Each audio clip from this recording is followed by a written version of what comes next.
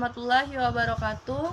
Kami dari kelompok 6 yang beranggotakan saya Siti Hawa sebagai moderator, Erika, Santri Napalia, dan Anissa Azahra akan memaparkan materi kami yang berjudul Pendekatan Psikologi Humanistik.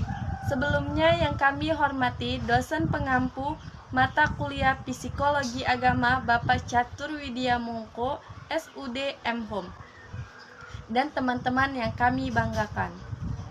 Sebelum kita memulai presentasi hari ini, ada baiknya kita melapaskan lapas basmalah. Bismillahirrohmanirrohim.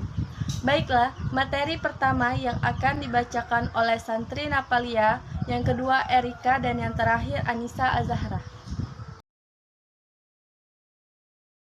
Assalamualaikum warahmatullahi wabarakatuh. Baiklah, saya akan membacakan pembahasan pertama.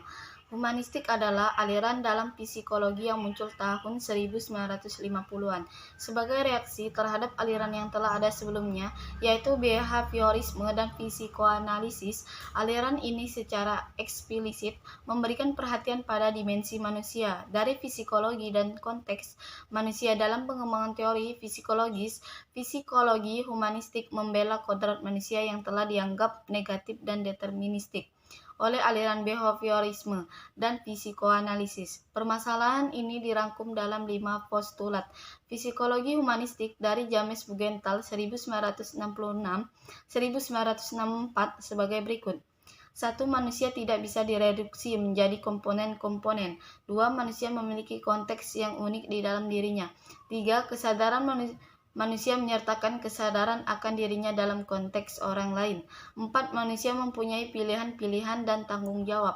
5. Manusia bersifat intensional, mereka mencari makna, nilai, dan memiliki kreativitas. Pendekatan humanistik ini mempunyai akar pada pemikiran eksistensialisme dengan tokoh-tokohnya seperti Kierkegaard, Nietzsche, dan Heidegger dan Sartre. Psikologi humanistik dapat dimengerti dari 3 ciri utama, yaitu 1. Menawarkan satu nilai yang baru sebagai pendekatan untuk memahami sifat dan keadaan manusia. 2. Menawarkan pengetahuan yang luas akan kaidah penyelidikan dalam bidang tingkah laku manusia. 3. Menawarkan metode yang lebih luaskan kaidah-kaidah yang lebih efektif dalam pelaksanaan psikoterapi. Awal perkembangan teori psikologi humanistik berkembang sekitar tahun 1950-an sebagai suatu teori yang menentang teori lain yang lebih dulu ada, seperti teori-teori psikoanalisis klasik dan behavioristik. Teori humanistik menyatakan bahwa kedua teori tersebut bersifat melecehkan nilai-nilai manusia atau berlawanan dengan nilai-nilai kemanusiaan. Teori humanistik mengkritik teori psikososial Freud karena dalam teorinya Freud menyatakan bahwa tingkah laku manusia didominasi oleh dorongan yang bersifat primitif dan bersifat hewani. Sedangkan teori belajar behavioristik mendapat kritikan karena terlalu fokus dengan penelitian terhadap binatang dan menganalisis kepribadian secara terpisah. Kesamaan kedua teori ini yang membuat munculnya teori humanistik adalah bahwa keduanya memandang manusia hanya sebagai budak yang tidak berdaya, yang dikontrol oleh lingkungan serta masa lalu, dan memiliki sangat sedikit kemampuan untuk mengatur diri sendiri.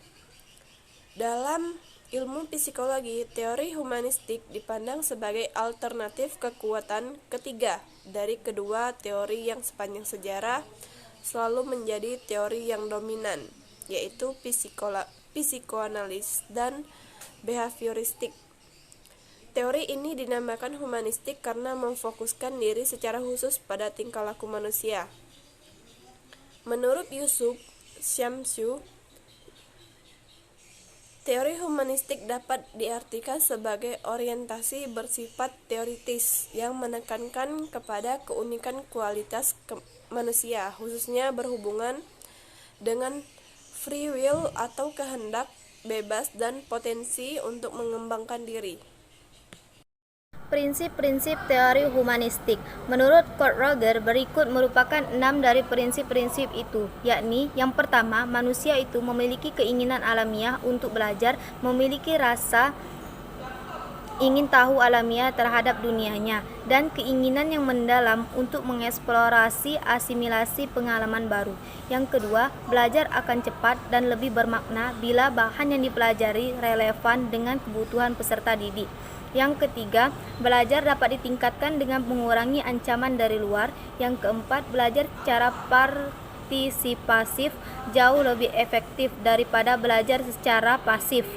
Dan orang belajar lebih banyak bila belajar atas pengarahan diri sendiri. Yang kelima, belajar atas prakarsa sendiri yang melibatkan keseluruhan pribadi, pikiran maupun perasaan akan lebih baik dan tahan lama. Yang keenam, kebebasan kreativitas dan kepercayaan diri dalam belajar dapat ditingkatkan dengan evaluasi diri orang lain tidak begitu penting. Kelebihan dan kelemahan pendekatan humanistik. Kelebihan menurut James Bugental mengatakan kelebihannya. Yang pertama, manusia memiliki keunikan tersendiri dalam berhubungan dengan manusia lainnya. Yang kedua, manusia memiliki kesadaran akan dirinya dalam mengadakan hubungan dengan orang lain. Yang ketiga, manusia memiliki pilihan-pilihan dan dapat bertanggung jawab atas pilihan-pilihannya. Yang keempat, manusia memiliki kesadaran dan sengaja untuk mencari makna, nilai, dan kreativitas. Sedangkan kelemahan teori humanistik Kurt Roger terletak pada perhatiannya yang semata-mata melihat kehidupan diri sendiri dan bukan pada bantuan untuk pertumbuhan serta perkembangan orang lain. Sekian penjelasan dari kami, semoga mudah dimengerti. Saya selaku moderator, jika ada kata-kata yang salah saya mohon maaf, kepada Allah saya mohon ampun. Saya akhiri, wassalamualaikum warahmatullahi wabarakatuh.